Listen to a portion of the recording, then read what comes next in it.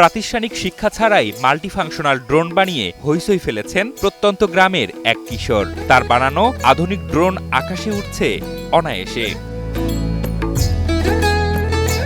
শুধু তাই নয়, রকেট ও মিসাইল গবেষণা প্রতিযোগিতায় অংশ নিতে ইন্দোনেশিয়া যাচ্ছেন অজপাড়া গ্রামের ১০ম শ্রেণীর শিক্ষার্থী দেবসারথী তীর্থ।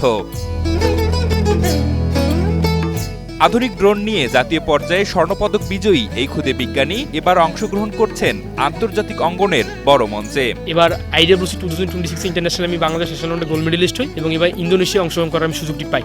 ছোটবেলা থেকেই পড়াশোনার পাশাপাশি প্রযুক্তি গবেষণায় ঝোঁক তীর্থের। এ বয়সেই তৈরি করেছেন মাল্টিফাংশনাল ড্রোন। দেশের প্রতিরক্ষা খাতকে এগিয়ে নিতে এবার তার গবেষণার মূল কেন্দ্র রকেট ও মিসাইল সিস্টেম।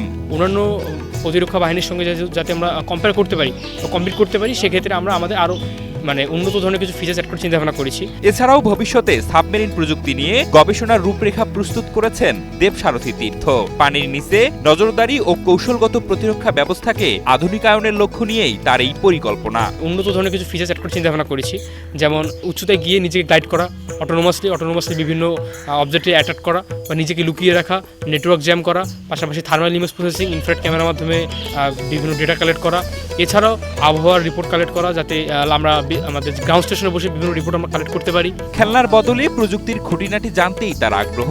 সাধারণ স্ক্রু ড্রাইভার, সার্কিট বোর্ড আর খোলা যন্ত্রাংশ এ নিয়েই তার প্রতিদিনের ব্যস্ততা। আবিষ্কারের নেশায় মগ্ন তীর্থের উদ্ভাবনী ড্রোনে রয়েছে নজরদারি, অবজেক্ট ট্র্যাকিং, স্বয়ংক্রিয় নেভিগেশন সহ মিলিটারি গ্রেড অপারেশনের উপযোগী একাধিক ফিচার।